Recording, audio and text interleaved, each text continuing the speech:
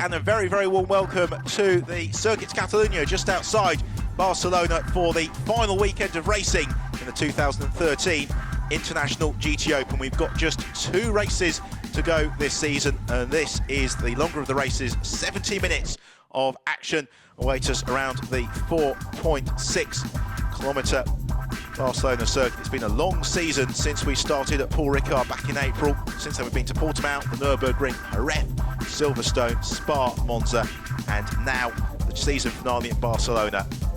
So it's a very, very warm welcome from myself and Evans to a very mild and warm Circuit Catalunya. Almost 20 degrees, basking in the November sunshine, and a huge field of cars assembled for what promises to be an absolutely cracking race. We had 36 of them that ventured out for qualifying this morning, and it was a very keenly contested qualifying session as well, because we have got something like the top 25 cars separated by under 3 seconds in qualifying. It was close, it was competitive, and it sets us up beautifully for 2 action-packed races this weekend. So pole position is the 2013 International GT Open champion, Andrea Montermini, in the Scuderia Valour course Ferrari 458. Montermini, who claimed the title at Monza last time out. It was, by his standards, a relatively muted weekend at Monza for Montermini. The damp conditions and heavy braking zones didn't really favour the Super GT, GT2 cars, the class in which Montermini runs, but he did enough to score more points than Nicky Pastorelli and Miguel Ramos, and therefore claim the crown. This weekend he's got a new driving partner in the form of reigning European F3 Open champion Nicolo Schiro. Schiro was very impressive in free practice yesterday and also qualifying earlier on today, so Montermini and Schiro stand a very good chance of certainly challenging for victory today. They're going to be pushed though all the way, as they have been throughout the course of the season, by the V8 Racing Corvette of Miguel Ramos and Nicky Pastorelli. It's Ramos, the Portuguese driver, who will start the race. Thumbs up from Miguel in the cockpit of the big Corvette, which has really enjoyed particularly the long run down the start and finish straight here. It's been making the grandstand almost vibrate, such is the noise and power of that Corvette. And Ramos and Pastorelli again looking in fine fettle during free practice and qualifying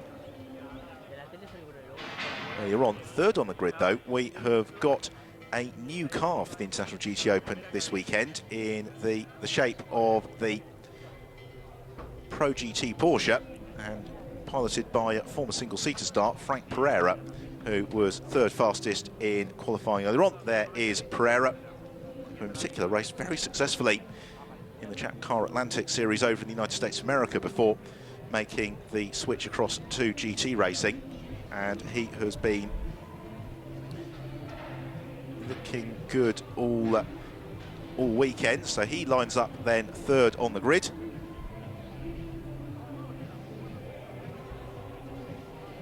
Fourth on the grid, it's something of a family affair, because it's Francesco Pastorelli, the younger brother of Nicky Pastorelli. Francesco, who, like Nicky, started his career in single-seaters, in particular racing in the Formula Ford Duratec category in the Benelux Formula Ford Series. Also saw him across in Brands Hatch, and so we don't quite have the Pastorelli brothers racing each other, because Nicky will be taking over for the second half of the race, but Francesco making his debut in the International GT Open, and looking very impressive in qualifying earlier on. So for the V8 Racing Corvette team, super qualifying period for them to have 2 cars up inside the top 4 positions, top 2 rows of the grid. As the 5-minute board gets shown to the teams, means that the grid will begin to clear, and it will just be the last few mechanics who remain. 5th on the grid, then another Corvette in the hands of Diederik Schüthoff.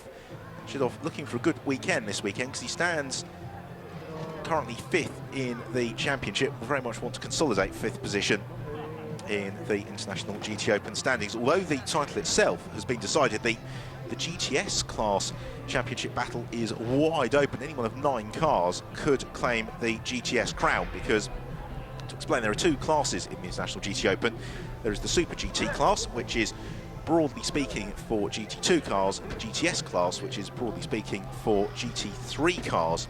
And the GTS class has been incredibly evenly matched throughout the course of the season. Although qualifying, as you can see, is rather swung in favour of the Super GTs, because 6th on the grid and making a very, very welcome return to the International GT Open, Philip Petter in the Kessel Racing Ferrari, sharing with Michael Brozneski. And Petter, who is making a seasonal debut in the GT Open, a regular race winner in seasons past, and it's good to see him and Brozneski reunited, and Petter, the Austrian driver, immediately on the pace. And going back through motorsport history, Petter, one of the first drivers really to be backed by Red Bull. Again, another driver who had considerable success racing in the Indy Lights category across in the United States before making the switch to GT cars, where he has raced with considerable success now for the best part of a decade or thereabouts. Cesar Campanicio, then, who is the second of the GTS runners, 7th on the grid. And again, the Nova driver Audi we see out in all of the Iberian rounds. So we saw it at Portimao, we saw it at Jerez as well. Campanicio this weekend partnered with Rafael Suzuki, the Brazilian driver, who has made the switch across from the Bitec McLaren team. And Campanicio, Suzuki, formidable pairing, and I think we can expect to see that Nova driver Audi going very well once the race gets underway, which it will be doing so in just a couple of minutes' time.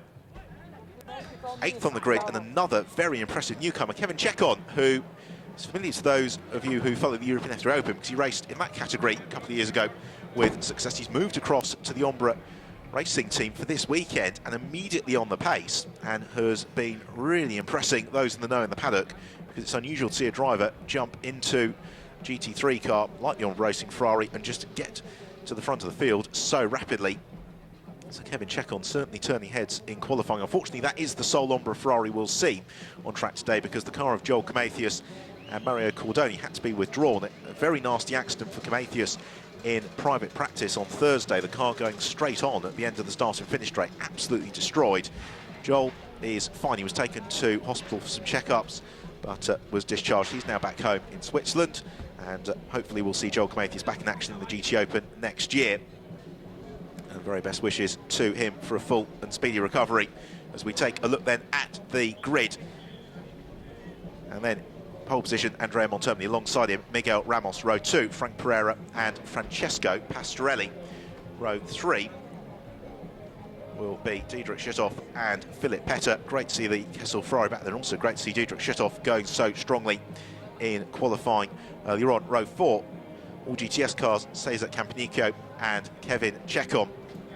Row 5 of the grid, Fabio Benidi and Kirill Ladigin in their Ferrari 458. Row 6, Giorgio Pantano, who is leading the GTS Championship coming into today's race, and Carlos Vieira. Row 7 of the grid, Luis Razzia and the very impressive German youngster Fabian Hamprecht. Row 8 of the grid, Alvaro Barber, reunited with an Aston Martin, and Marco Frezza, the Frezza Ferrari, also very much to the forefront of the GTS title battle. Dimitris Diverikos and Jerome Policard on row 10. Row 11, Paul Rosell and Duncan Cameron. Row 12, Alexander Talcanitza Senior and Jose Pedro Fontes. Row 13, Gregory Givet and Sean Balfe returning to the GT Open this weekend. Johnny Larson and Miguel Torrell. Disappointing for Torrell to be down in 28th. Row 15, Rick Abrecht and Paul Lafargue. Row 16, Claudio Stanvich and Maurice Ricci. Row 17, Stephen Earle and Mario Placiuta. And then at the back of the grid, Yves Wietz and Rafael Unzarazaga in his multicoloured Mosler. The grid is now cleared from our commentary box, which is pretty much exactly our view, is the one that you can see at the moment. It overlooks the second half of the grid on the start and finish straight. That grid is now completely clear. The cars very shortly will be released onto their green flag lap. Of course, as ever in the International GT Open, it is a rolling start, and it promises to be utterly spectacular when this race gets underway, because we have 36 huge GT cars charging towards the first turn. As ever in the International GT Open, there is a mandatory pit stop, and in the longest 70-minute race, that comes from 28 minutes into the race until 42 minutes into the race, where they must all, with the exception of Rafael Unzarazaga, change driver. The mandatory minimum pit stop time is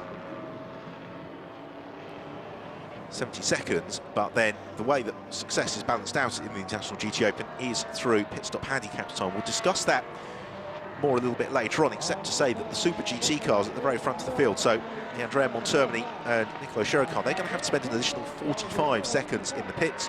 For Ramos and Pastorelli, it's an additional 30 seconds, and then all the other Super GTs, an additional 15 seconds in the GTS class as well, because we've got so many new cars entered this weekend. They automatically get an additional 15 seconds in the pits, but then also watch for, in terms of the championship contenders in the GTS class, Giorgio Pantano this weekend partnered with 2005 British Formula 3 champion Alvaro Parente. They have an additional 15 seconds, whereas Lorenzo Bontempelli and Marco Frezza have just 5 seconds.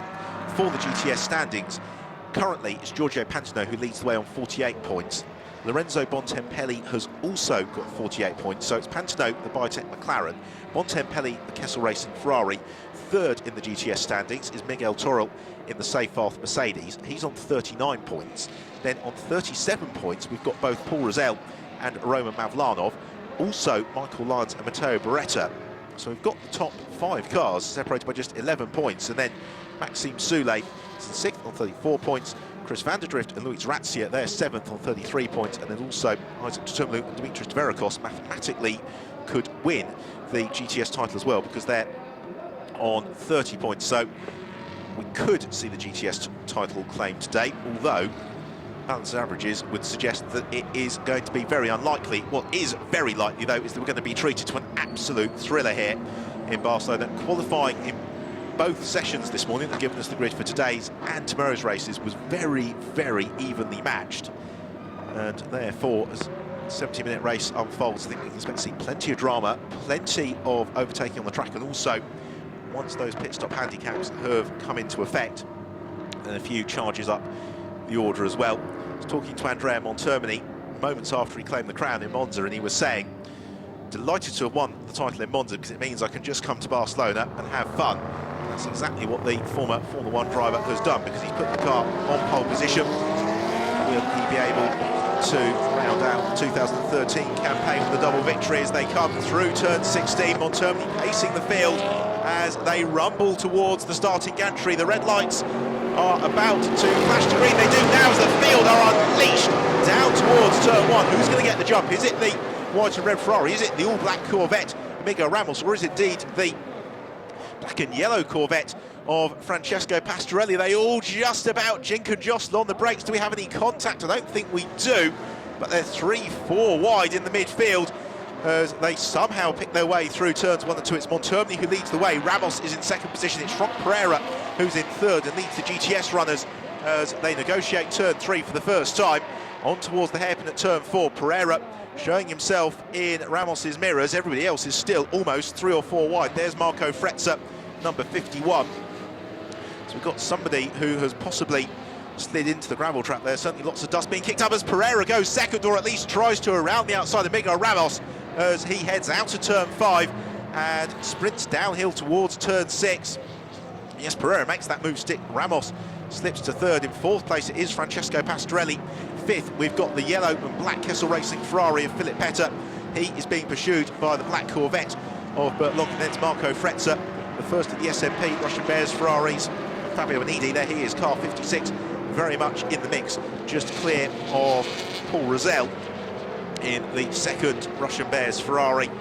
He'll make a magnificent sight as they exit turn 9 and head on towards turn 10. Already though, checked out and long gone, and about to enter turn 13 is Andrea Montermini. And as we were saying on the formation, that because Montermini and Shiro have got an additional 45 seconds in the pits, they have to take full advantage in these early stages of the race. But Montermini is being harassed all the way at the moment by Franck Pereira.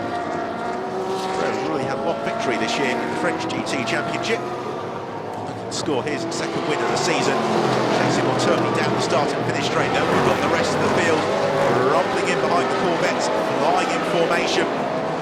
Who, if anybody, is going to be in a position to make a move at the end of the straight. Philip Petter certainly contemplates and shows himself in Francesco Pastorelli's mirrors. Pastorelli, though, able to cover off for the moment. Pereira.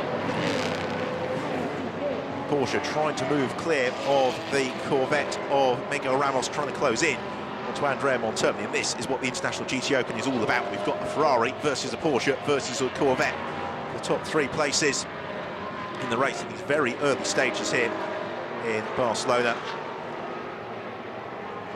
Pereira, who was pace setter in free practice yesterday, and really underlining his class. At one time he was very much tipped as a driver, possibly to go all the way to Formula 1. He was on Toyota's young driver scheme. He was actually a test driver briefly for the Toyota Formula 1 squad as well.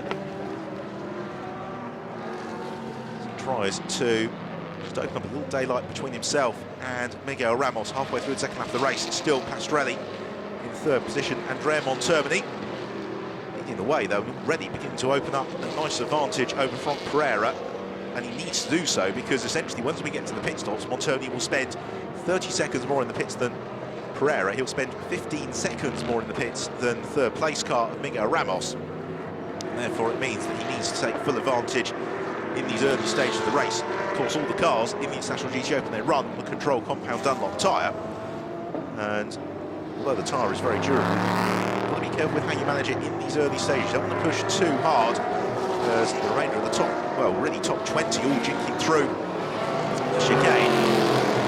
Running as one very, very impressive train around this Circuits Catalunya facility just outside Barcelona, as Montermi now leads by 2.7 seconds from Pereira and Miguel Ramos. Ramos, though, at the moment just keeping it steady in the Corvette. He's not under particular pressure from Francesco Pastrelli just in behind him. There is a good battle, though, between Philipp Petter, Diedrich Schitthoff and Marco Fretzer just behind. The 3 of them are looking to engage, whereas for Miguel Ramos, he and Pastrelli have had a solid season, though. Monza, though, was very disappointing for them. They just weren't able to take the title fight, really, to Andrea Montermi, but they have scored 3 victories along the way at Portimao, Jerez and Silverstone. They'd very much like to score their 4th, if not their 5th as well, victories of the season. First of all, for Ramos, he's just got to pick his way past Pereira as the late afternoon sun just begins to set in the sky here. A large crowd who are scattered across almost all the grandstands here at Barcelona Circuit. So what the television cameras don't really tell you is this is a magnificent facility for spectating, because the circuit has gentle undulations, in particular the final sector of the lap, which is where Pereira and Ramos are racing through now. It is a gigantic bowl surrounded by grandstands, and you do get the opportunity to watch a good number of corners from any one vantage point. That's what the enthusiastic, knowledgeable crowd doing just now. They're being treated to a really nice battle now for 2nd and 3rd position, because Ramos knows he's going to have to try and find his way past Pereira, because Pereira has 15 seconds less than Ramos in the pits, let's not forget. So Ramos needs to pick his way past the Porsche if he possibly can, as the Corvette rumbles down the start and finish straight, looking to try and close in onto Franck Pereira. All the while, though, Montermi's taken 2 seconds out of Pereira on this last lap. So Montermi's lead is 4.7 seconds over Franck Pereira, who has got just about half a second or 2 car lengths over Miguel Ramos in 3rd position. They're still being kept company by Francesco Pastrelli, and then in 5th place remains Philipp Petter, and then you can see Petter in the Kessel Ferrari at the back of the queue, and it would appear as if possibly Franck Pereira is just beginning to become the cork in the bottle here over Miguel Ramos. And actually, really, the training cars all the way down to 6th position, including Diedrich Schitthoff, because the first daylight we get is from 6th Schitthoff down to Marco Fretzer in 7th. They're separated by a couple of seconds. Fretzer currently 2nd in the GTS class from Kirill Ladygin in the S&P Russian Bears Ferrari, 3rd in the GTS class. And that could have very important bearing on the championship as well, because Franck Pereira's car not point scoring this weekend, with all the additional cars that have come into the entry list, because it's so late in the season and because of the way the championship points are paused, they don't actually qualify for championship points. So essentially the full 10 points for the GTS class goes at the moment in favour of Lorenzo Bontempelli and Marco Fretzer, although they run 2nd in the class on the road. Through the chicane towards the end of the 4th lap of the race. Already Montermi is about to reel off that lap. Across the line he comes. see how much more time he's taken out from Pereira in terms of setting the fastest lap of the race en route, and he's now 5.6 seconds clear of Pereira, so he was just under a second faster than Pereira last time through. Pereira still with Ramos, Pastorelli, Petter and Shitov, all for close company. Pereira just able to use the inherent mechanical grip and traction of the Porsche through this opening sector, because one of the beauties of multi-mark GT racing is the different characteristics of the car, whereas the Corvette is generally very, very potent in the straight line. It's not worth for a moment to get one of them around the corner, whereas the Porsche has always traditionally had a great deal of inherent traction to it. But what that means is the Porsche is somewhat less sympathetic to its tyres than some of the other cars. So therefore, as hard as Pereira is pushing now, just to be mindful that those Dunlops have got to last the full 70 minutes, whereas the Ferrari 458 of Andrea Montermini, that car generally felt to be the most balanced and also probably the most forgiving of all of the GT cars as well. Whereas the Porsche, the professional drivers will tell you, is probably easier to get onto the limit than the Ferrari 458. It's just once you're there, it takes a lot of work to keep it there, whereas the 458, more forgiving, more balanced car, but actually to extract the maximum lap time from it really does take an awful lot of effort. This is impressive stuff. In sixth, we just caught a glimpse from there from the Dutchman Diederik Shitov, who's staying in touch with Philip Petter at the moment. Shitov, the reigning Dutch supercar champion from last season, has really adapted very, very well to racing in the International GT Open this year. This is one of his strongest performances to date on the circuit, which is evidently really suiting the Ferraris. And we've seen a little bit of a sort out there in the GTS class, because Marco Fretzer has been passed by both Kirill Ladygin and Cesar Campanicio as well. So Marco Fretzer will be making Lorenzo Bontempelli his co-driver very nervous in the Kessel Racing garage, having lost a couple of places on that last lap. Already some 10 minutes into the race. Don't forget that the pit window opens when we're 28 minutes into the race. It's another 18 minutes or so to go. It really means for these drivers that each stint is about the length of a sprint race, and therefore they have to extract the maximum performances each and every lap. I talk to the drivers and they'll say, well, racing in the International GT Open, you really are challenged as a driver to have to try and do a qualifying lap on every lap of the race, and at the same time you're also trying to pick your way past your competitors as you possibly can. So Francesco Pastorelli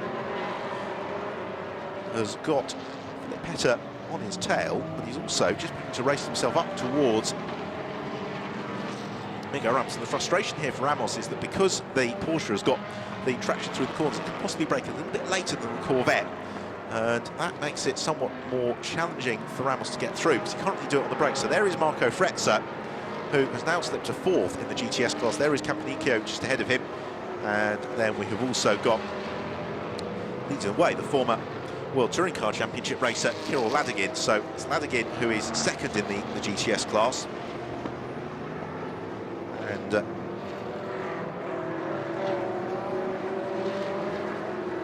due to the nature of Franck Pereira's entry, would essentially take the full 10 GTS Championship points in the checkered flag. Marco Fretzer has raced previously in the Super GT category in the National GT Open, was leading the 2011 Championship most of the way. Unfortunately, eventually got pipped towards the end of the season, but ever since he came in mid-season to partner Lorenzo Bontempelli in the Kessel Ferrari, who has gone superbly well. He's now got Paul Rosell just beginning to try and close him down in the second in the SMP Ferrari. So Fretzer turning through the opening sequence, runs ninth in the race at the moment, and actually slipping back on that last lap from Cesar Campanicio in the Team Nova driver Audi R8. So not an ideal opening exchange in the race for Marco Fretzer, but again, what he will be mindful of the fact is that he's got a slightly lower pit stop handicap than some of the cars in front of him. Therefore, as long as he can stay in touch with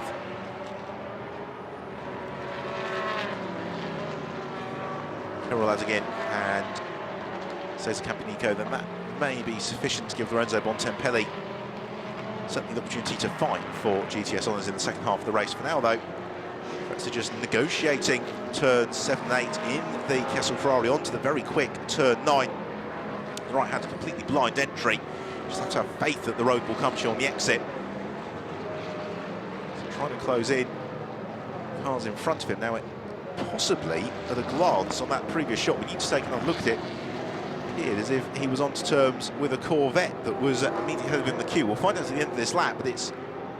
Yes, I think it's Francesco Pastorelli casting out the commentary box window. So Pastorelli has had a problem, and he has another problem into turn 13, locking the brakes. We'll just confirm that as they come through. In the meantime, though, Andrea Montermini leads across the line, completes the 7th lap of the race, some 8 seconds clear of Franck Pereira.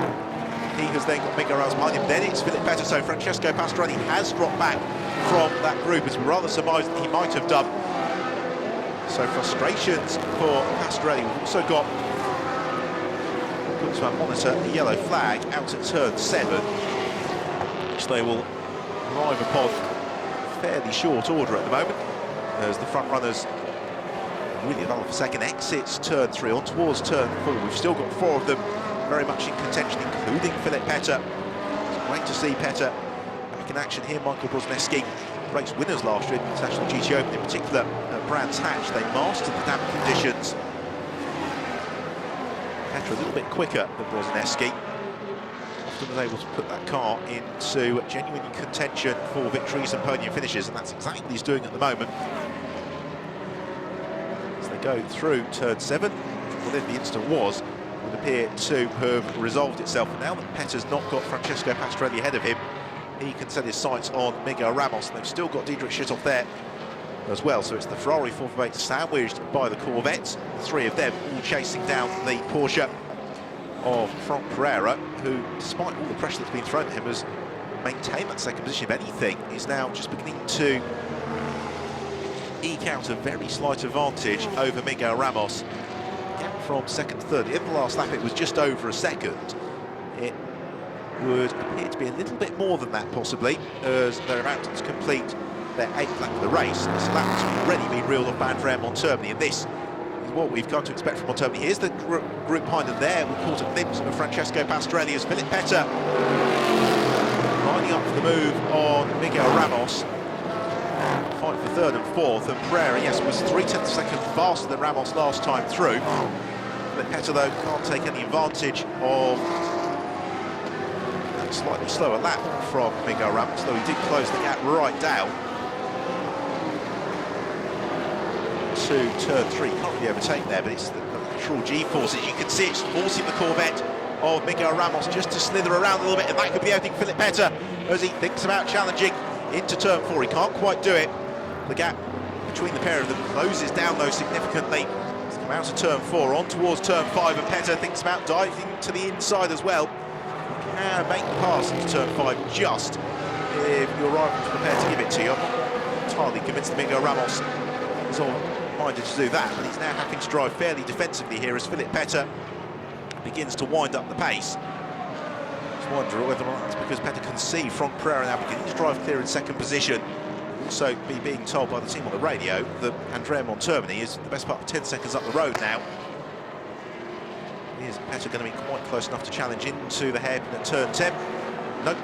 Both of them jump on the brakes down through paddle shift gearbox.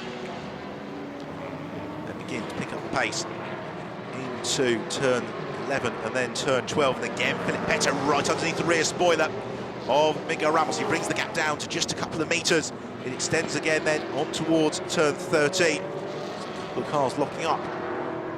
Heavy braking over turn 13, but not on that occasion. But Philip Petr, the Ferrari, malevolently closing in onto the Corvette as they round the final turn. This is to complete the 9th lap of the race. Andrea Montermini has been and gone 10.5 seconds ago.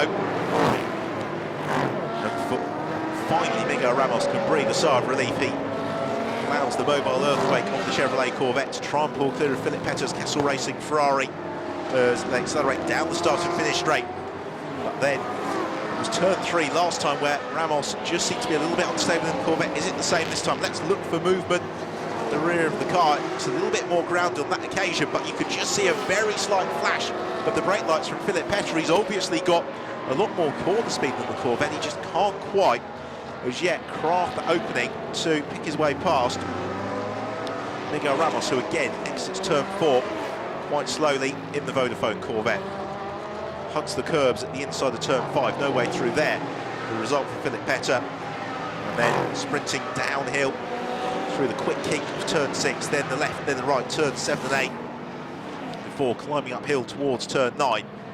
It's the exit from turn 9 that's all important here for Philip Petter, because the heavy braking zone for turn 10, tight left-hand hairpin, might just favour the Ferrari 458, who uses the slipstream to close in the Miguel Ramos. And all the while, though, we've got Diederik Schittoff there. He is the third car in the train, who's very much joining this fight as well. So we've got third, fourth and fifth pretty much running as one now. It means that Franck Pereira in second place is able to pull clear. It also means that the race leader, Andrea Montermini, is able to move clear. In terms of the rest of the order, it's Kirill Ladygin then, who is in 6th position. Cesar Campanicchio is in 7th. Francesco Pastorelli 8th. Marco Fretzer in 9th. And Paul Rosell, who currently completes the top 10 as the race leader, Andrea Montermini, arrives into the first turn.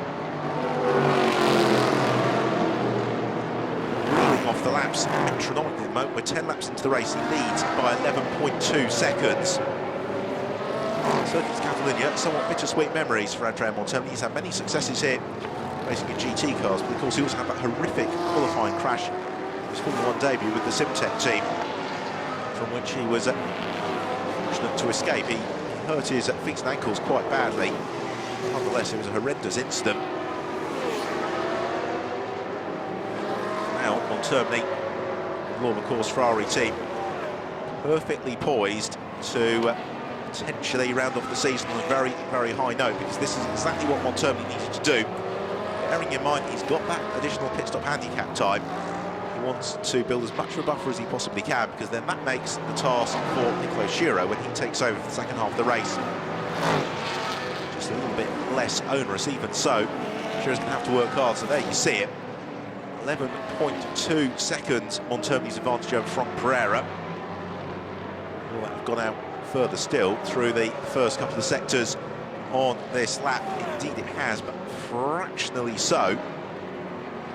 Does that mean Montermini's balancing his pace? Does that possibly mean as well that Franck Pereira is just driving to match Montermini? We're already 20 minutes into the race, so we're not that far away from the pit window beginning to open when there's 42 minutes left on the clock. Then they'll be able to come in and make their driver changes. That's really when the race will get turned on its head. So Montermini through over the line, reels on 11 laps.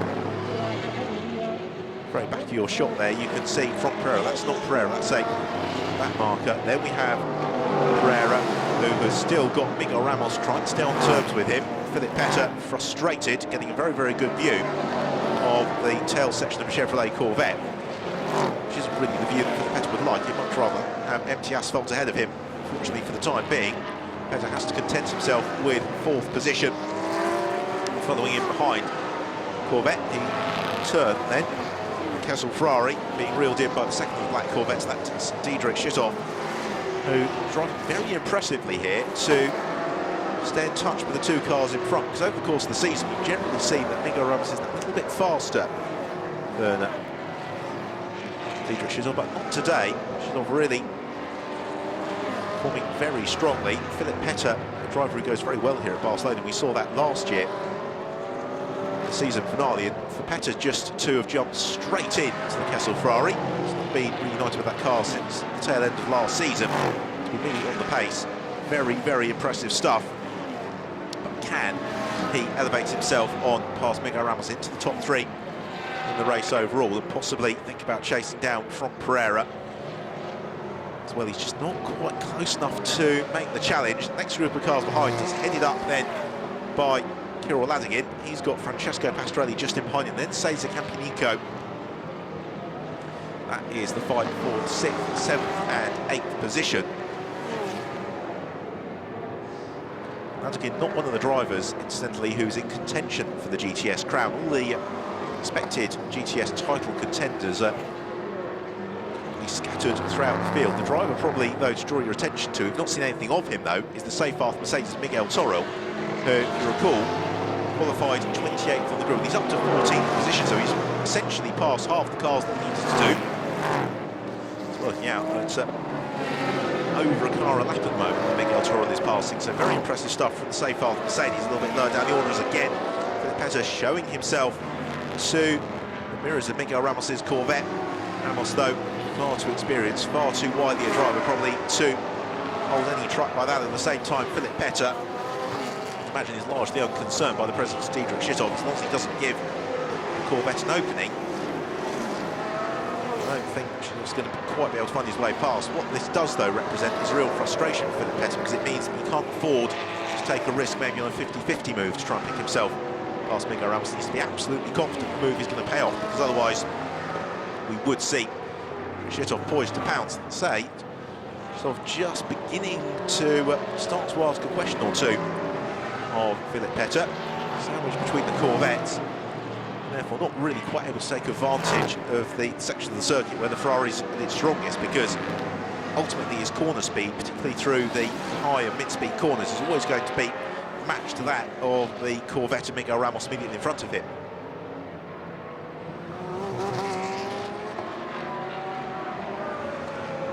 So almost 25 minutes into the penultimate race of the season here in the International GT Open at the Circuit de Catalunya in Barcelona. It's Andrea Montermini who leads the way, leads it comfortably, almost 12 seconds clear from Pereira in second. We are following the fight for third position with Miguel Ramos, there he is, the Vodafone Corvette in third, clear of the Kessel Racing Ferrari, yellow and black car, Philippe Petter in fourth, and then we've got Diedrich Schitthoff, the second of the V8 Racing Corvettes, in fifth position as they sprint down the start of the straight once more. Philippe Petter possibly carrying a little bit more speed out of turn 16 on that occasion. Miguel Ramos, but it's insufficient for Petter really to gain the ground that he quite wanted to on Miguel Ramos, so they follow through as they have done through turns 1 and 2. We're also now only a handful of minutes away from the pit window opening. 3.5 minutes time the pit window will open, the driver interchange will start, and as we've seen throughout the course of the year, the race really will be turned on its head, particularly as we've got so many cars coming to today's race carrying additional pit stop handicap time. Petter using the road coming out to turn 4. He really is trying now to find a way past Miguel Ramos. He's just got to be careful not to overdrive in the Ferrari. Doesn't want to push too hard, doesn't want to leave those Dunlop tyres too second-hand for Michael Bosneski when he takes over the car a little bit later on. And what will be frustrating though for Philippe Petter is that this battle has just enabled from Pereira to ease out now. He's getting on for a 4.5 second advantage over Miguel Ramos. So what was a very tightly packed group for second position, with from Pereira really maybe acting as the cork in the bottle, has now rather exploded itself. As Ramos makes the mistake, we didn't see the start of it, we've seen the end of it as now Philippe Petter dives through up into third position. It just seems as if Ramos didn't make the apex for turn 10, and that was all that Philippe Petter needed. Through he goes, gains the place up into third position. Now, what can the Austrian driver do? Will he pull the pin and try and break clear? Now let's hope that this isn't a mechanical issue for Miguel Ramos. We've seen a couple of times in the preceding laps that the Corvette was just looking a little bit unsteady through some of the turns. That was all that Philippe Petter needed to pounce. Already Ramos slipping some 0.7 of a second back from Philippe Petter, but it's going to be through this open section of lap where Philippe Petter can probably take full advantage. Or maybe Miguel Ramos, as is sometimes the case, will actually find it easier to maintain the pace following the car in front, because it's far easier when you're evenly matched to follow your rival and track their every move. It is actually to try and make the running from the front. That's the task that Philippe Petter's now got to do, having been essentially measuring his pace to that of the Corvette for the opening 30 minutes of the race. He now has to find his own way, find exactly where the Ferrari is at its strongest, and try and move clear of Miguel Ramos. Whether or not Ramos will peel into the pits as well at the end of this lap, because we're 1 minute away from the pit window opening, and they've probably got to touch and go. Whether or not they've got another minute or so of the lap to run as they head through turn 9. Downhill into the heavy braking zone for turn 10. This is where it cost Ramos last time around. Does he again brake very deep? You can see just squirming on the brakes. The Corvette, of course, the Super GT cars, of which all of these are, they don't have the benefit of ABS braking, and therefore it really comes down to the education of the right foot as to the point at which these cars come to a halt absolutely perfectly. See Ramos again, he misses the turn into turn 13. I think he's gathered up just in time. Something evidently not quite right with the Corvette. Now, whether or not that's getting the car slowed down sufficiently, or whether it's actually something that's affecting me on turning, we'll see. In the meantime, there is Miguel Toro at the head of the queue. We mentioned him earlier on. Toro up in 15th position. He has got Dimitris Tverakos, Luis Razia, and most immediately on his tail. There is Razia in the Bitech McLaren, chasing down the safe half Mercedes. And Miguel Toro, as the pit window opens, the driver change on for the next 14 minutes. And frustrating stuff for Luis Razia. He'd have hoped maybe to round out the season on a high note. They've got Jose Fontes as well in pursuit as Miguel Toro dives into the pit lane. So does Luis Razia, and also into the pits as well comes Dimitris Tverakos. So the pit lane about to get very, very busy here as these midfield runners pit in, trying maybe to feed themselves out into a little bit of clearer air as well. All of which is good news for those who've continued on their way, like Giorgio Pantano, like Kevin Chekon. And Chekon, well, we're saying how well he qualified. He has somewhat out of our sight, really slipped down the order, unfortunately. He's down into 23rd position. There is Jérôme Policard, the French driver, making his first appearance this year in the International GT Open. Andrea Montermini, I suspect, will probably go fairly deeply into this pit window. That is often the case. His advantage over Franck Pereira, at the end of that last lap, by the way, was 15 thousandths of a second shy of 14 seconds. But no, he comes in now, so Andrea Montermini dives into the pit lane to hand over to his young teammate, the reigning European F3 Open champion, Nicolo Schiro. Schiro, of course, who started the season alongside Archie Hamilton in the DriveX Porsche, and that car was just hitting its sweet spot, coming into form when it had that horrific fire at Jerez at the mid-season point. And Montermini, has he missed his pit box here because the team go running, and I think Montermini has missed the Villorba course pit box. Indeed, he has. Such disaster for Montermini, and very, very uncharacteristic for Andrea Montermini. So he pits in early, but he misses his pit box. He gets wheeled back. Nicolo Schiro assists him. Montermini clambers out. And Schiro pits in. I guess the only silver lining here, of course, is because he's got an additional 45 seconds worth of penalty to play with here. It's not going to be quite as costly for Montermini as it could be for others. Also into the pits as well is Miguel Ramos. It's Nicky Pastorelli, former race winner in the FIA GT Championship, former IndyCar racer, who takes over from him. And Pastorelli just clips himself into the radio. Top up of fuel goes into the Corvette as well, as Montermini shuts the door on Nicolo Schiro. The Villorba course team count down the pit stop time. Also into the pits as well is Franck Pereira, so that the order is really completely turned on its head here, because everybody pitting very early in this pit window. It's going to give us a thrilling second half of the race. Not quite yet a half race distance. But waiting to be waved on his way is Nicolo Schiro. And every second feels like an absolute eternity here, because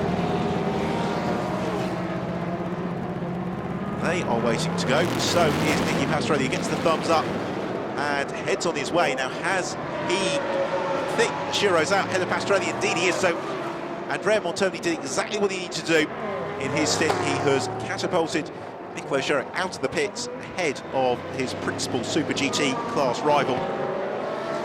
Also into the pits, by the way, on that occasion came from Pereira, but Nicolo Schiro makes a big mistake as he comes out of the pits through turn one. And he's about to be swamped by some of those behind, so just caught out maybe a bit by cold tyres, because although it is very mild here in Barcelona today, let's not forget it is the second weekend of November, and therefore not quite as warm as it was earlier in the season. So it is now the lead the race. Philip Petter, there he is, the yellow and black Kessel Racing Ferrari, chasing down Jan Seyfarth, who's just emerged from the pits, having taken over from Miguel Toro in the Seyfarth Mercedes.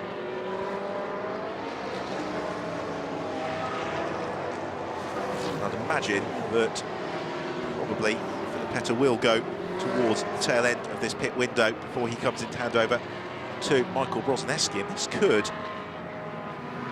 play very nicely into the hands of Brozneski, because when all is said and done with these pit stops, and once the handicap's been weighted out, then Brozneski could well emerge here, essentially in the lead of the race. Let's see whether or not it unwinds like that. Also, the car to watch for, of course, that could well emerge in the lead is the Porsche that was in the hands of Frank Pereira, now being piloted by Eric Dermont.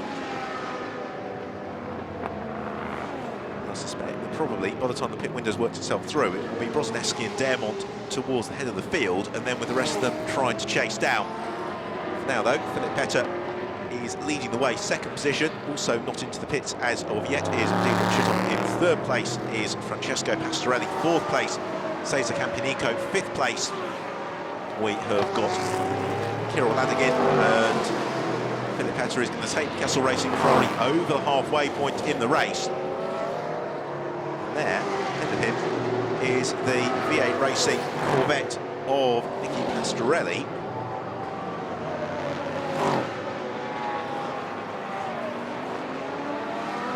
So essentially, with the handicap applied for Pastorelli, it's worked out as almost a whole lap in the pits. I suspect that for Philip Petter it's going to be a little bit less than that by the time it has all worked itself through. Coming up to the halfway stage in the race, this Philip Petter who leads the way. He's chasing down Jan Seyfarth, and of the drivers that have pitted in, Seyfarth is not quite to the head of the queue, but he's not a million miles back from it either, so the Seyfarth Mercedes very much in the mix, and of course they, or at least co-driver to Jan Seyfarth, Miguel Torres, is very much in with a chance of winning the GTS crown this weekend, particularly if in this race Torres and Seyfarth can outscore the Bitec McLaren of Giorgio Pantano and Alvaro Parente, and also the Kessel Racing Ferrari of Marco Frezza and Lorenzo Bontempelli. To get a better sense as to how the GTS standings look once the pit windows have completed. Meantime, in his first, we'll get into this lap probably as well, the first flying laps from Nicolo Schiro. Nicky Pastorelli will be able to compare those to being set by Philip Petter. Petter's probably got time if he wants it for another 2 to 3 laps. And Nicolo Schiro, who's just gone past commentary position with a 1:50.5. Nicky Pastorelli's offered up a 1:49.9, and for Philip Petter it's a 1:51.2. So Philip Petter actually giving away 2 seconds on that last lap to the Super GT cars, Nicolo Schiro and Nicky Pastorelli, that have already been into the pits. And for Nicolo Schiro, he's going to have to up his pace or start consulting his mirrors fairly rapidly, because Nicky Pastorelli was 6/10 of a second quicker. He's only 3.2 seconds back. We've got 2 cars being summoned to race control. That is the Sean Balfe Swift Racing Ferrari, also the Stephen Earl Freddie Kramer Kessel Ferrari. Francesco Pastorelli hops out of his Corvette. That is to hand over to Jackie Camp. Very impressive stuff there from Pastorelli on his International GT Open debut. Except for that little mistake which saw him slip out of the leading group. He really didn't put a wheel wrong as far as we could see. Lapping very impressively, certainly. Giving back Corvette its most competitive outing of the year to date, and gives Jackie Camp the opportunity to potentially score some good points in the Super GT class. So a little bit of fuel goes in as Philip Petter continues on his way, and he's going to be helped possibly on this lap because he is running in splendid isolation, but 2 corners up ahead of him. Nicolo Schiro is desperately trying to pick his way through traffic ahead of him, and he's got Nicky Pastorelli just in behind him as well. So it's all going to get very, very busy very shortly. And Philip Petter may well come into the pits at the end of this lap, because, as I say, he's got 3 back markers immediately ahead of him, and also the battling Schiro and Pastorelli, who are essentially fighting each other to lead the race. But Petter is going to go on for 1 more lap here. There's a minimum. What time does he offer up on this occasion? It's a 1:51.7. That plays from Nicolo Schiro, 1:54.3. Nicky Pastorelli, 1:51.5, because both of them have been causing traffic. They're only running about 30-40 metres up the road ahead of the number 11 car of Philip Petter. Just caught a glimpse there through turn 3 of the tail end of that squabble. Now some of the other pit stops have taken place. In second place it remains Dietrich Schützoff. Up to third place has come Cesar Campanico, and also not in the pits as of yet is Kirill Lazagin. Bulk of the field have pitted in. There is Dietrich Schützoff, so very impressive performance this from Schützoff, the one which will consolidate his championship position, although he is being chased down at the moment by Roman Mavlanov. Mavlanov, who has pitted in the SMP Russian Bears Ferrari, has really been one of the stars of this season, the young Russian driver, because he raced to somewhat underwhelming effect last year in the Formula Renault 2 Litre Euro Cup. He's made the step to GTs and has immediately been a front runner. He just seems to have clicked with the SMP team, seems to have clicked with the Ferrari 458, and particularly Monza was in very impressive form. So Giorgio Pantano pops out of the Vitek McLaren. It's Alvaro Parente who makes his International GT Open seasonal debut, who gets in place of Rafael Suzuki. Parente, who did a lot of the test driving and development work when the McLaren was in its early stages of development. He knows the car inside out, and he and Giorgio Pantano, a potent pairing, one that could potentially propel Pantano up to the GTS crown this weekend. That said, it was not the greatest first stint for Giorgio Pantano. He's going to leave Alvaro Parente with a lot of work to do. Also into the pit lane as well has come the race leader Philip Petter. The last couple of cars all ducking into the pits now to make their factory driver change.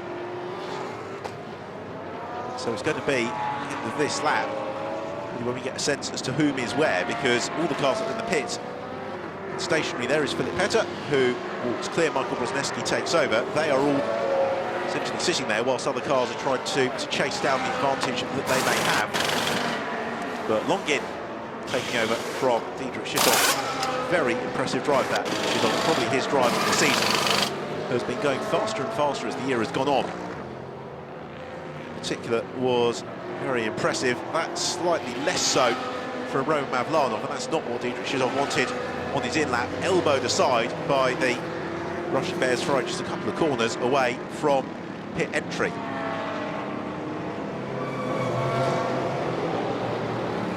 So we've got just under half an hour to go here. Barcelona, the penultimate race of the season in the International GT Open. And that doesn't look too good for Bert Longin. The wheels come off. That's where the contact was made, and inspections underway for the V8 Racing team. It's particularly Gordon as well, as that happened just a handful of metres away from the pit entry for Bert Longin. It could be frustration all around. He clambers out of the car somewhat disconsolately, so significant disappointment for the Belgian driver. We've also got into the ground trap, and it's Nicolo Schiro who's gone off. So Schiro, who was pushing for the lead of the race, having taken over from Andrea Monterni, has gone off and almost certainly into retirement there. Yet emphatically beached is Nicolo Schiro. He's under pressure from Nicky Pastorelli, and that is not what Schiro wants to happen. It's the first retirement of the year for the Villorba course Ferrari, and incredibly frustrating for Andrea Monterni, because really faced a very good chance of claiming victory today. That means by the time that all the pit stops have worked themselves out, we'll see at the end of this lap who is leading. Is it going to be Michael Brzezinski? Is it going to be Nicky Pastorelli? Well, Brzezinski, we've not seen an awful lot of him in the GT Open this year. He raced at Monza, did both races single-handedly without a co-driver, which was a fairly formidable task, nothing else. And in years gone by, he's not quite at the pace of Philip Petter, but certainly he's able to challenge for outright race victory. He's been able to do a very fine job of bringing the car home. So he is working his way at the moment out of turn 15 into turn 16. There is Jerome Policon, who was leading up to that point. He was the last person to pit in. It's Gabriel Baltazar who takes over. So across line goes Michael Brozniewski. He does indeed lead the way in the Kissel Ferrari. So it's Brozniewski who is in first position. And not only is he first, he's first by quite some margin here. Waiting for then in second position, Svatoslav Maliev in the S&P Russian Bears Ferrari GTS car. And I just wonder, Nicola Schirer's retirement, whether that was possibly related to contact with Nicky Pastorelli, because Pastorelli, I expect him to come through by now. In third place is Lorenzo Bontempelli, fourth place is Peter Cox, fifth place is Rafael Suzuki, sixth place is Jan Seyfarth, seventh place is Philippe Salaquada. And then we've got Michael Lyons, Maxime Soulé and Isaac Tumlu, who completes the top 10.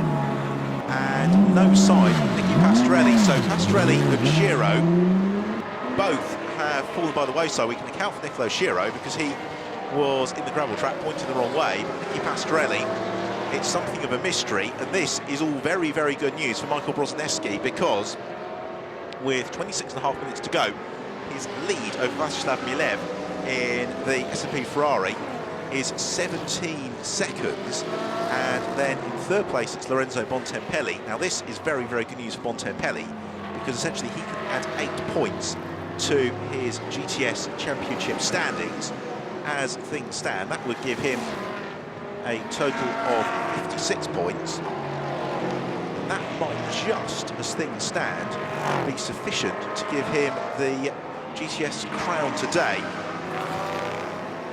Drive-through penalty, unfortunately, for Freddie Kramer for pit lane speeding, and also the same as well for the 73 car of James Swift. So frustration for the pair of them when they were both summoned to race control or speeding in the pit lane during the pit stop. So Michael Brozniewski then leading.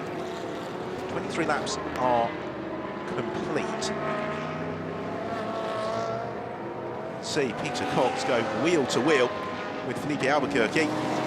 And contact as Cox gets turned sideways by the R8, and Cox was squeezing Albuquerque. Albuquerque having none of that.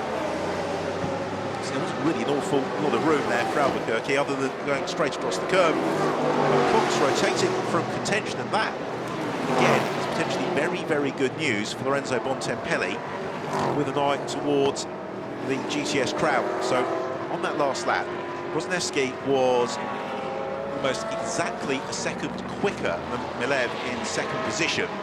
Bontempelli is then also slower than Michael Brozniewski, so Brozniewski leads. He's pulling clear of the cars behind him. He's being helped somewhat here by the fact that the other Super GTs have fallen by the wayside. Whatever happened to Nicky Pastorelli and Nicolo Schiro, we'll find out in due course, but they're eliminated from the race, and it means that the Kessel Ferrari, first time in 2013 that the Philip Petter and Michael Brozniewski partnership have been reunited, lead the way. There is every possibility here that we could have a Kessel 1-2 in this race, because Lorenzo Bontempelli is going to set about chasing down Václav Milev. Maliev in second position, and that certainly would be sufficient to give Bontempelli the GTS crown if he was able to elevate himself up ahead of Maliev between now and the checkered flag. And he's got a fair bit of time to play with here. He's got 24 minutes remaining. Now the start and finish straight goes Brozniewski, and it was another good lap from him, a 1:51.8, pretty much in line with the pace that Philip Petter was setting a little bit earlier on. And already through turn 3 goes Brozniewski, as 18 seconds later Maliev came across the line. He offered up a 1:52.1. Lorenzo Bontempelli a 1:52.7. And then Bontempelli is being caught here by Jan Seyfarth, the tune of a second lap, and Seyfarth is 4.8 seconds back. And currently, the way things stand in the championship is that if they remain as they were, so Bontempelli in third, but second in the GTS class, and Seyfarth fourth in the race and third in the GTS class, that would be enough to give Bontempelli just the crown today, whereas if Seyfarth was able to find his way past Bontempelli, then that would keep the title fight in the GTS class on until tomorrow. And of course the other car to watch for in all of that is Alvaro Parente, who took over from Giorgio Pantano, currently lying in 15th position in the Bitek Racing McLaren. but Parente is currently the fastest car in the race and is surging up through the order. We're currently watching, meanwhile, the car second in the race and leading the GTS class, Vladislav Miliev in the SMP Russian Bears Ferrari. Miliev, who previously raced with considerable success, not only in the FIA GT3 Championship, but also national racing in Russia. He was the runner-up in the Lada Grata Cup a couple of years ago. We're moving to race internationally and running alongside the professional drivers in the SMP Russian Bears squad, who has really seen Milev striving to improve over the course of the season. And certainly at the start of the year, you'd have suggested that Bontempelli would be able to reel him in with reasonable rapidity. As it is, it's looking fairly unlikely, as Milev about to complete his 25th lap of the race, which he does. He loses ground to Michael Brozhneski, but really the question is, where is Lorenzo Bontempelli? The answer is that Bontempelli comes across the line now. Bontempelli is 8 seconds back, but crucially has picked his way through a fair degree of traffic. So here is Lorenzo Bontempelli, third in the race in the Kessel Racing Ferrari, but if he stays where he is, this will be enough to give him the GTS crown for the second time in 3 years. The very likeable Swiss-Italian driver, Lorenzo Bontempelli, who, though he's still being caught by Jan Seyfarth and being caught very rapidly, he's also got Philippe Albuquerque as well in the Audi R8, just hovering with intent behind him. That's not a concern for position, because Albuquerque well outside the top 24, but it is a concern in terms of just general degree of distractions. There is the Portuguese driver, former star of the A1 GP Championship, Red Bull back racer Philippe Albuquerque, trying to unlap himself from Lorenzo Bontempelli. Bontempelli, of course, a race winner this year. That happened at Spa-Francorchamps, an emotional victory. Kessel Racing team, the Friday night on the way back from the circuit, several of the team were involved in quite a nasty road accident. The team understandably quite shocked the following morning. Professional squad though, Kessel, got the cars prepared to their usual excellent standard. Lorenzo Bontempelli repaid that hard work. Something of a shock outright race win at Spa, a circuit normally associated with success for the Super GT cars. The damp weather and changing weather really played into the hands of Bontempelli that afternoon. Brozhneski arguably been aided a little bit by the demise of Nicky Pastrelli and Niccolo Scherer, but even so, he's doing exactly what he needs to do here. He's in fact on that last lap improved his pace significantly. He was 3 seconds quicker than Vladislav Miliev in second place. And Miliev had a poor lap on that occasion. He's been caught by about 1.2 seconds by Lorenzo Bontempelli, who has maintained his advantage over Jan Seyfarth on that last lap. So at the moment, the race leader, Brozhneski, is driving clear, but behind is all getting quite tight between second, third and fourth place cars. They've got 19 minutes or so to play with here, so there is ample opportunity for the order to switch itself round. In the meantime, for Brozhneski, his main concern is going to be trying to put his way through the traffic. You can see that line of cars beginning to form up ahead of him. And once you've got something like 36 cars spread around the track, we've got somebody, though, Patrice Lafargue, who has come to halt in the gravel track, periphery of the circuit, the former V2V racer. And the Porsche is going to require some assistance for recovery now. Now, is that possibly, it's right at the edge of turn 5, is that going to prompt a safety car? Question mark, because the car is very near to the edge of the road. Of course, the paramount consideration in race control is the safety of the marshals involved in that recovery.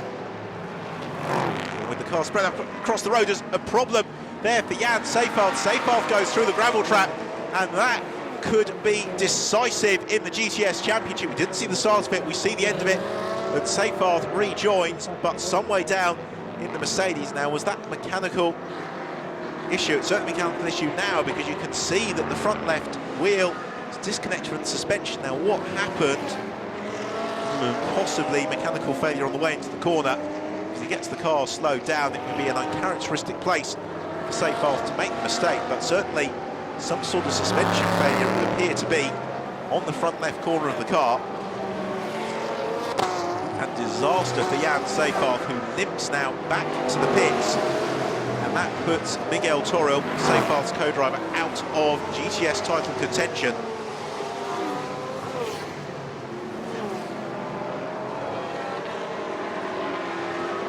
So disaster for the Seyfarth Mercedes team. They have had a fine outright race victory this year. That came at Jerez, but for Miguel Toril, such disappointment, because it appeared, to all intents and purposes, possibly as if Jan Seyfarth was going to do enough in terms of scoring the points to keep the GTS title fight alive until tomorrow. And that now frees up Lorenzo Bontempelli to possibly set about chasing down Václav Meliev and possibly making it a 1-2 for the Kessel Ferrari team, because Michael Brozneski is under absolutely no threat whatsoever to lead the race. He's 28.8 seconds clear last time through of Maliev. A little bit of traffic ahead of him, but I don't think it's going to be of any concern whatsoever to Brozneski as he rounds turn 16 and is about to complete his 28th lap of the race. A little bit of traffic to concern himself with, but not too much. Now, have we seen the change for second position? I think we possibly have, because looking from the commentary box window out to the far side of the circuit, the Kessel Ferrari of Bontempelli has moved clear of one of the SMP Russian Bears Ferraris. We'll pick up on camera in a minute as Miguel Toril pops out of the car, or rather Jan Seyfarth pops out of the car. Such frustration for he and Miguel Toril. Disappointment as well, as across the line, and Lorenzo Bontempelli has indeed passed Václav Meliev. So Bontempelli goes second. It must have been a mistake from Meliev. So there is Bontempelli, who goes second in the race, takes the lead of the GTS class, and that, if it stays as it does, will give Bontempelli the 2013 International GT Open GTS crown. But there is still a very, very long way to go. Relatively speaking, we've got 15.5 minutes left on the clock, and given the way that we have seen some of the drama and attrition in the past couple of laps, could discount somewhat Philippe Albuquerque from that battle, but Maliev had a significantly slow lap of 1:57 last time round, which would possibly suggest that he just skittered off through the gravel trap. The other car they've got to concern themselves with is Maxime Soulé in the GPR Racing Aston Martin. Now this is the fight for third in the race overall. The Aston Martin, the yellow and white car, chasing down the multicoloured SMP Russian Bears Ferrari. Here they come now. So it's the blue, white and red Ferrari ahead of the Aston Martin, Maxime Soulé. Of course, so sensationally won Paul Ricard at the start of the season. Flashes his headlights to Maliev. I don't think Maliev's inclined to give it to him, but Soulé dives to the inside anyway into turn 10, through he goes, gains a position. Maliev, though, looks to fight back. This is for third in the race overall. Almost contact between the pair of them, but Soulé goes through and takes third position. And again, looking to try and net a decent points total here, Maxime Soulé. He came into today's race mathematically in a chance of the GTS crown. And Maliev, his lap goes from bad to worse. He's being swamped from all sides. He's really been passed by Rafael Suzuki. He's about to have the Czech driver Philippe Salaquada as well pick his way past him. I just wonder whether or not he got a little bit caught out, because the sun is really beginning to drop. And what it's meaning is, as they come into turn 10, the sun is right in the driver's eyes. Possibly those without a tinted visor are being a little bit caught out here. So Philippe Salaquada dives past. We've also got Pastorelli, who is coming to the mix as well. There is Pastorelli. Whatever happened to him, he's back up and running and moving on up through the field. So Pastorelli, having fallen by the wayside earlier on, whatever that issue may have been, we'll find out, is now up into 8th position and carving his way through the field, driving with a bit between his teeth. So all is not done and dusted just yet, as Pastorelli gains the place on Maliev. That is going to move him up into 7th position, possibly 6th position, in fact, by my reckoning. So Nicky Pastorelli coming good in the Corvette in these late stages of the race. Michael Lyons also looking to elevate himself up past Maliev, who's going to lose out very shortly as well. Teammate Roman Mavlanov, and this is often the case, particularly in something like the GTS class, where the cars are so evenly matched, that you get out of your rhythm and you rapidly get swamped. This is turn 10 braking zone. You can see that sun very, very brightly into the driver's eyes as they hit the brakes, try to find the right turn-in point, get their terms of reference spot on with 12.5 minutes to go. Brozneski already through and over the line. He has now reeled off 30 laps of this race. And the fighting that we hoped would come together in the GTS class really is now getting fairly ferocious in these late stages. Michael Lyons has got Roman Mavlanov on his tail, two drivers who have raced in single seaters before moving across to GTs. Michael Lyons still races in single seaters very, very successfully in historic Formula One. This group all converging upon each other in these latter stages of the race. So the order is Michael Brozneski leads the way. Second place is Lorenzo Bontempelli, who leads the GTS class. Third place is Maxime Soulé. Fourth is Rafael Suzuki. Fifth is Philippe Salaquada. Sixth is Nicky Pastorelli. Seventh is Michael Lyons. And eighth place is Roman Mavlanov.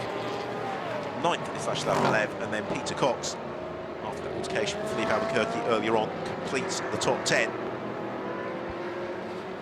Brozneski's advantage, 33 seconds at the end of that last lap, so there's no opportunity you would suggest for any of those behind to close in. The big question is how far up the order can Nicky Pastorelli go in the V8 Racing Corvette, because if he continues to side through the field as he has been doing, then it's just possible that Pastorelli could get himself up to second position by the checker flag.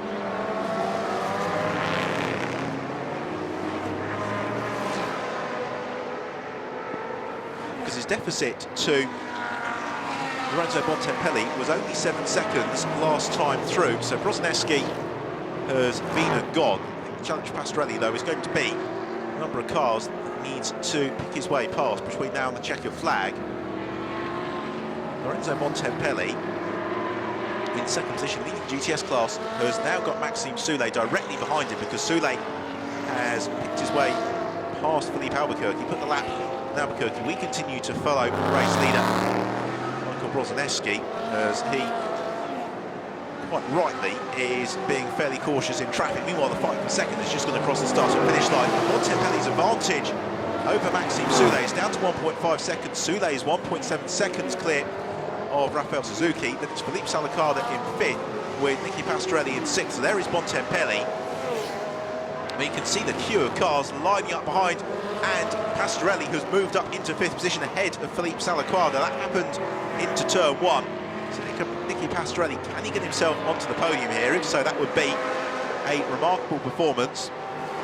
What about the fight for victory in the GTS class? Because Maxime Soulé is closing in on Bontempelli, 1.5 seconds, the gap between the pair of them. Last time round, though, the lap times were not identical, but what has the Aston Martin got in its back pocket to try and take the fight to the Kessel Racing Ferrari of Lorenzo Bontempelli? They've probably got another 5 laps or thereabouts with which to sort themselves out. Of course, the checker flag will really be determined by the pace of Michael Brozneski. In the case of Lorenzo Bontempelli, he would rather like the checker flag to come out right now, because most importantly of all for Bontempelli is the points in the GTS class, but he's a racer and he would very much like to claim the crown whilst winning his class. He certainly doesn't want to concede to Maxime Soulé if he absolutely doesn't have to, as the pair of them drive into the never-ending turn 12. It really is a corner that goes on for absolute eternity, for the very, very short sprint towards turn 13, where you plunge down the hill. You almost can't see the corner before you arrive at it.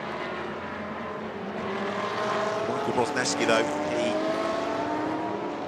still bottled in, trying to put the lap on the car immediately in front of him. It's been bottled up for quite a while, though. So it's probably the Roman Truffle Ferrari, Maurice Ricci entered car. He's following him behind, and Truffle was quick enough to put the car third on the grid for tomorrow's race, so it's a good pace he's setting for Michael Brozneski, and therefore Brozneski's got no real urgency to put the lap on that car. Meanwhile, though, Maxime Soulé certainly has the urgency to try and challenge Lorenzo Bontempelli. He closed in onto his tail to within 7/10 of a second at the end of the last lap, and Bontempelli beginning to get into the traffic. Maxime Soulé closing up onto his tail. Soulé, who had such a sensational start to the season at Paul Ricard, and has been very impressive thereafter. Whenever we've seen the GPR Racing Aston Martin in the International GT Open, very much hope that they come back for a full season next year, because it's always good to see the Astons on the grid, and they might just round off the year as they started with a victory in this final round of the championship in the class. This is the fight for second in the race overall. The leader of the GTS class, Lorenzo Bontempelli, has now got Maxime Soulet right on his tail as they come in towards the braking zone for turn 10. They've got some traffic surrounding them as well, and not entirely sure the traffic has seen Bontempelli. It has, and also sees Maxime Soulet as well, but Lorenzo Bontempelli very much came off second best when it was a case of making his way past that slower car, and that's often the case, isn't it? The car in front punches the hole, the car behind follows through up into fourth position. I should say it's now Nicky Pastorelli who runs in fourth, who's just moved clear, Raphael Suzuki. So not only has Lorenzo Bontempelli got Maxime Soulet to worry about, he's got Nicky Pastorelli in very short order as well, converging onto his tail. 5 second and third sprint down the start and finish straight, and Soulet's coming, and Bontempelli knows that he moves to the inside of the road. Maxime Soulet follows in his slipstream. Which side will he go? To the left or the right? He looks to the left-hand side. Lorenzo Bontempelli plants the Kessel Racing Ferrari squarely in the middle of the road for turn 1. Likewise for turn 2. Maxime Soulet thinking then about a move to the outside line at turn 3. No way through there. That would be sensational though if we were able to pull it off. Out to turn 3 and on towards turn 4. And they've got Pastorelli, you can see at the back of the shot, looming large in the Corvette as well. So the fight for second, third and fourth in the race, all as tight as you like, and Bontempelli still redoubtably maintains the lead of the GTS class. He covers the inside line for turn 5. Soulet can't find a way through, and Pastorelli is about to arrive on the scene. There is Nicky Pastorelli. Maxime Soulet flashing his headlights at Lorenzo Bontempelli. I suspect that Bontempelli will just shrug his shoulders. They're racing for position, and Bontempelli has got absolutely no need to concede to Soulet. He makes a brilliant move into turn 9. Lovely overtaking manoeuvre there from Maxime Soulet.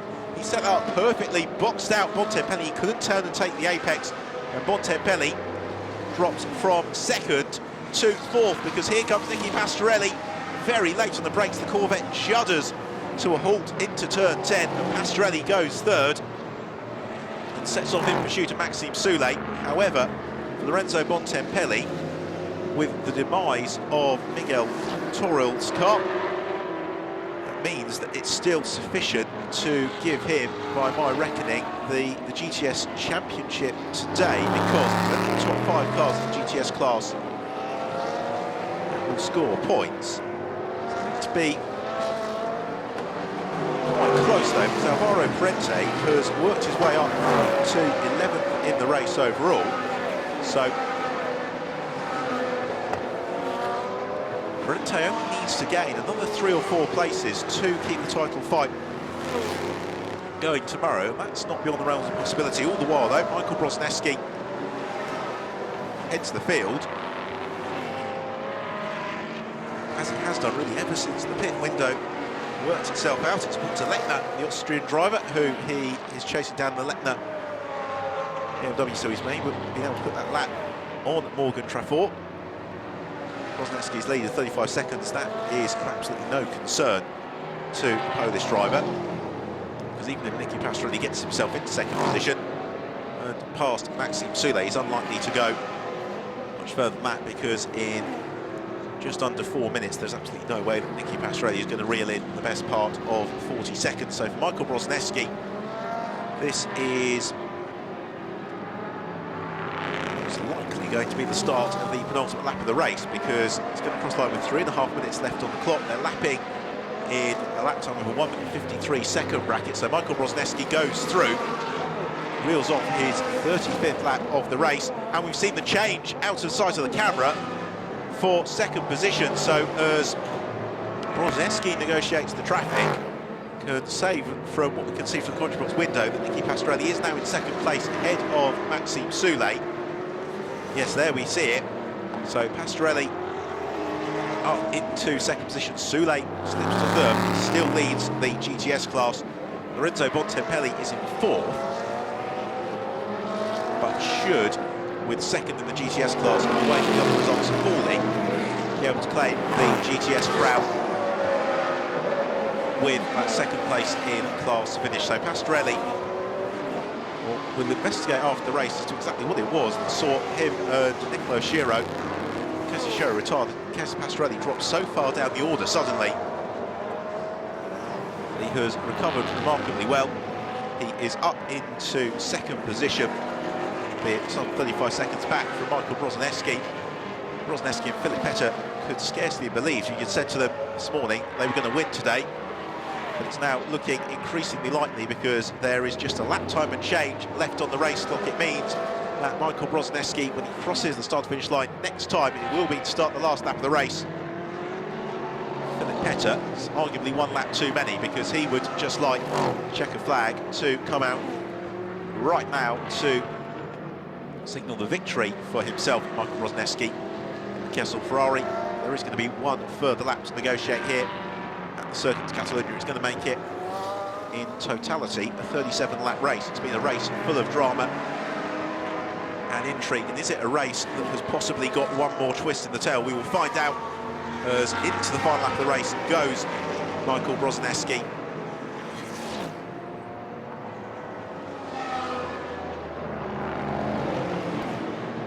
It's the brakes into turn one. Just will now be listening for every gear shift in the car, every single rotation of the wheel, just making sure nothing can go wrong. The Kessel Racing team crowded anxiously around the monitors on the pit wall. Philip Petter, very, very experienced competitor, very, very likeable to talk to as well. Philip Petter really understands the importance of engagement with the fans, engaging with spectators in the paddock. Fine ambassador for the sport. And here Michael Brozanevsky, are they going to score victory here? Circuit de Catalunya looking very, very likely now. Just half a lap to go for Brozanevsky as the sun begins to set over the Spanish countryside. Brozanevsky is just a couple of kilometres from home as he climbs out of turn 8 on towards turn 9. Headlights ablaze in the immaculately prepared Kessel Racing Ferrari. Out of turn 9 down into turn 10. This is probably the one potential banana skin because the sun is so low lying as the drivers approach the braking point for the corner. It's very hard to pick exactly where to bring the car to halt, but Brozanevsky does that absolutely to perfection. He works them out of turn 11 through turn 12, just a couple of corners to go now. A very short sprint on towards turn 13, down hill then on the brakes into 14 and 15. Has he got a problem? Has he got a problem there? I think it would appear as if the rear of the car has got a problem. Indeed, it has. The rear suspensions collapsed on the Kessel Racing Ferrari, and Morgan Trafford dives past him, and Brozanevsky has had the drama on the last lap of the race. The smoke pours forth, the checkered flag is racing, and Brozanevsky wins the race, just takes victory in the 15th race of the 2013 International GT Open, as the rear left suspension on the Kessel Racing Ferrari collapses a couple of corners from home. And for Nicky Pastorelli, unfortunately he was just a little bit too far adrift to take full advantage of that. It's going to be second place for Nicky Pastorelli and Miguel Ramos, third place for Alvaro Barber and Maxime Soule. So across the line into second position, Jet Racing Corvette, Nicky Pastorelli, third place for Maxime Soule. Like Philip Petter, and in fourth place Lorenzo Bontempelli and Marco Frezza, and by my reckoning that is enough to give Lorenzo Bontempelli the GTS crown for the 2013 International GT Open. High fives all around for Philip Petter. He drove superbly well during his stint at the start of the race, and Michael Brozanevsky scores victory, albeit not in the fashion that he could possibly have envisaged, with mechanical failure so near to the end of the race, but he was able to get the car across the line and to the checkered flag and vacates the cockpit. He now has the short jog back down the pit lane to make sure that he's going to be in position for the podium festivities. High fives continue in the Kessel garage. The remainder of the GTS podium, by the way, was Rafael Suzuki and Cesar Campanico. They finished third in the GTS class behind Lorenzo Bontempelli and Marco Frezza. Then Maxime Soule and Alvaro Barber it was who scored GTS class victory. As I say, I suspect that is enough for Lorenzo Bontempelli to be the GTS champion for this year, because the 8 points that he'll have scored on top of the 48 he had coming into the race, enough to give him 56 points. And that is all but unassailable. Possibly Giorgio Pantano could overhaul him, but it would require really a remarkable performance from Giorgio Pantano in order to do that. So Lorenzo Bontempelli, at the very least, has got one hand very, very firmly on the crown. As we have a look then at the final classification, so the win for Petra and Michael Brozneski, second place Miguel Ramos and Nicky Pastrelli, third place Maxime Soule and Alvaro Barber, fourth place Lorenzo Bontempelli and Marco Frezza, fifth place Cesar Campanico and Rafael Suzuki, sixth place then poor result Roman Mavlanov. No points today for Giorgio Pantano, but he could just do it tomorrow for the GTS Grand Prix. He needs to win and hope Lorenzo Bontempelli doesn't finish in the points. Fastest lap in the race for Andrea Montermini and Nicolo Schiro, and that is disappointment though for the pair of them, with the retirement from Schiro just after the pit stop. Rotating this gravel track over at turn 5. So in terms of the Drivers' Championship, it gives Pastrelli and Ramos the opportunity to take a big bite out of Montermini's advantage, but it is an unassailable advantage. Luca Filippi slips to third. In the GTS Championship then, this is how it looks, with Lorenzo Bontempelli on 56 points, Rafael Suzuki on 54, but we need to clarify whether or not with the change of team he counts for those points, and then Giorgio Pantano remains on 48 points. Even so, for Bontempelli, the opportunity to celebrate very nearly a victory for Bontempelli. Delight and bemusement, I think, for Philip Petter. He's overjoyed with the victory, but the drama in the late stage of the race, he will receive the handshakes all the way along pit lane. For Alvaro Barber and Maxime Soule, super performance from the pair of them to score an outright third place. And again, Maxime Soule really turning on the pace in the second half of the race, because the teams that took the view of just staying contention early on in the race have really benefited from it. And it freed Maxime Soule to push later in the race. So Petter now gets to have the hug with Michael Brozneski as the pair of them walk down pit lane towards the podium. Yes, but we're so overthinking because of sliding. Brozneski explaining exactly what happened there on the last lap, and thank goodness that only happened a couple of corners away from the checkered flag, because it doesn't bear thinking about if that failure has happened for Michael Brozneski a little bit earlier on in the lap, because then there was just the possibility that he'd have been overhauled. Handshakes from Jesus Pereira, the principal of GT Sport, who organised the International GT Open. And as soon as Philip Petter and Michael Brozneski have received all the handshakes from pit lane, then they'll be able to get up to the podium. We'll be able to begin the podium presentations at the end of what was a very dramatic and very exciting race. And a race that sets us up beautifully for the final round of the 2013 International GT Open, which you'll be able to watch live in HD, of course, through the GT Open website, www.gtopen.tv. And the race getting underway at midday Central European time tomorrow. So midday Central European time tomorrow for the 16th and final race of the season. Will be the slightly shorter 50-minute race that we will have to look forward to. As at the end of a long day's racing, all the mechanics, friends and well-wishers beginning to congregate at the foot of the podium. And the champagne is laid out. The grid girls are on the roster as well. We're just waiting for the drivers to find their way up to the back of the podium, of course, with Brozneski having had to have sprinted all the way down the pit lane. The car not being able to make it as far as Parc Fermé. It just causes a little bit of a delay before proceedings can get underway, but I'm sure that when they do, it's going to be very, very delighted drivers on the top step of the rostrum. And a race that really shows the strength of multi-mark GT racing The top three positions, all different cars. The Aston Martin in third position, the Chevrolet Corvette in second, the Ferrari 458 GT2 car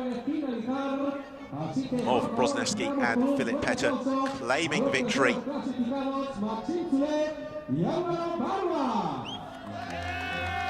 So the podium presentation's getting underway, and first of all, the big round of applause that you can see is for onto the podium, Maxime Soulé and Alvaro Barber in the GPR Aston Martin. Runners up, Nicky Pastrelli and Miguel Ramos, a dramatic race for them. Thumbs up for Miguel Ramos. Well, for Pastrelli, he had to race very, very hard during his stint. Pastrelli's getting that car onto the rostrum. And then for Philip Petter and Michael Brozhneski, victory here in Barcelona. A victory as well for the Kessel Racing team.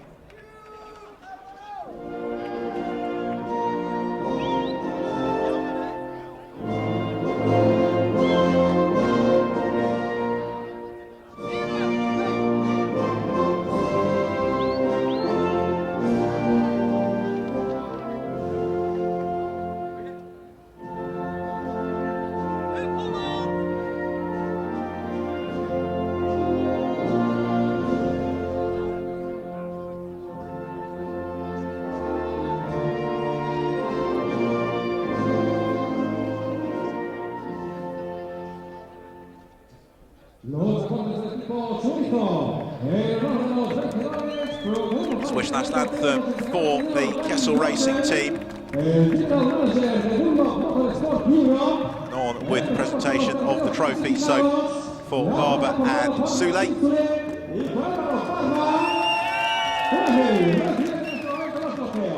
Third place trophies, Pastrelli and Ramos receive the runners-up trophy. Another podium though for Pastrelli and Ramos.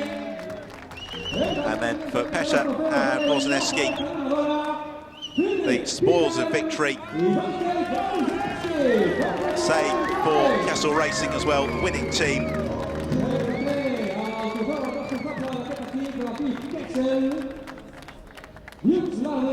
And with today's racing complete, time to celebrate on the rostrum with the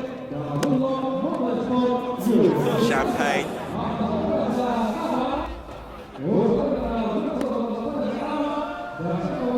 Miguel Ramos up for the champagne fight, as is Michael Brozhneski. Philip Petter maybe a little bit out of practice with uncorking the bubbly, but they enjoy celebrating on the rostrum here in the circuit to Catalonia, just outside Barcelona. So of course have the presentations for the GTS class to follow once the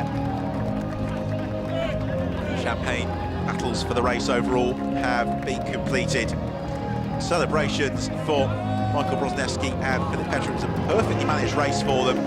Philip Petter did what he needed to do during his stint, staying in contact with the leading group, and then Michael Brozhneski running at a very impressive metronomic pace really for the second half of the race, staying out of trouble, picking his moments with the traffic, and then of course that dramatic failure on the left rear of the car with just a couple of corners to go. Fortunately, it wasn't sufficient to grind the Ferrari to a halt.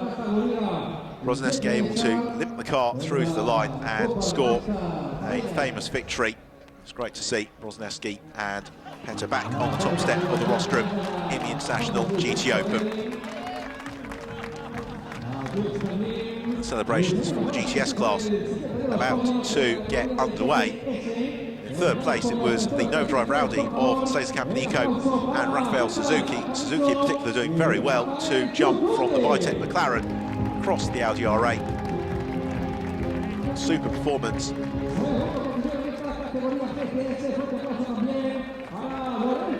Him, so Campanico and Suzuki celebrating in third position. Second place for Lorenzo Bontempelli and Marco Fretz. A delight for them, because for Bontempelli now gives him a very good chance of scoring the GTS crown. And then our GTS winners, third place in the race overall, Alvaro Barber and Maxime Soulé.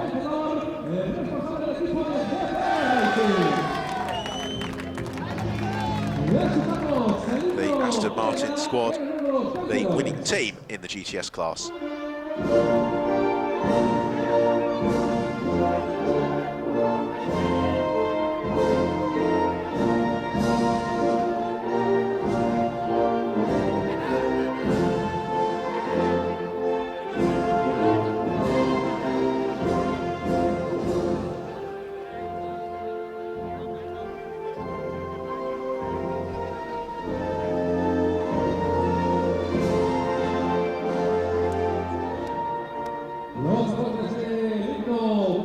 The Belgian national anthem for the GPR Racing Aston Martin team as they score GTS class victory here in the 15th race of the 2013 International GT Open here at the Circuit de Catalunya. We have got the 16th and final race of the year to come. That gets underway at midday Central European time tomorrow. Go to watch it live, www.gtopen.tv, as the presentation's underway with the GTS trophies. The winning team trophies hoisted aloft, some photos to pose for. The teams will turn their attention immediately to preparing the cars for tomorrow's final race of the year. Definitely a desire to avoid dry cleaning bills overnight mean that most of the drivers have made themselves scarce from the podium. As we will, in a moment, take a look back at some of the highlights of a dramatic and intriguing race here in Barcelona.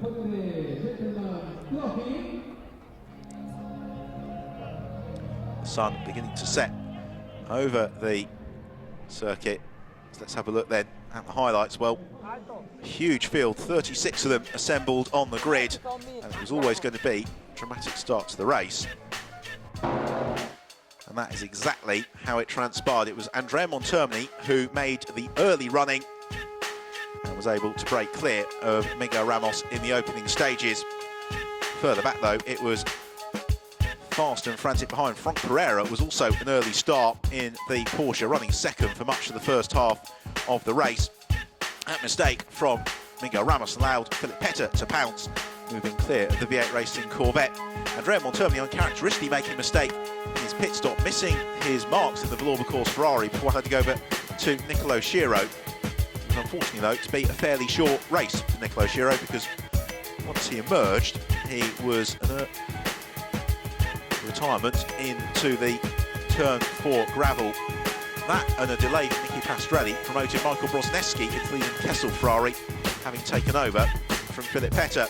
Diederik Schittoff's superb drive ended with that moment being elbowed aside by Romain Vlasov. Remember, Longin never got the chance to drive. Also being elbowed was Peter Cox. Contact with Philippe Albuquerque, pitching the Lamborghini around into a spin. Cox though able to recover into 9th position. GTS title battle was turned on its head when the unsafe path failure on his Mercedes meant he and Miguel Toro would score no points. We were treated though to a super scrap for GTS class honours. This was the decisive move. Maxime Soulé passing Lorenzo Montepelli.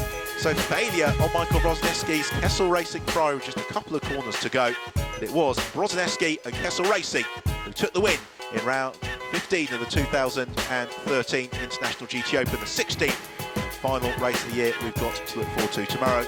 But from today here at the Circuit de Barcelona in Catalunya, it's time to say goodbye from myself, Ben Evans, and we'll look forward to your company for the final race of the season tomorrow.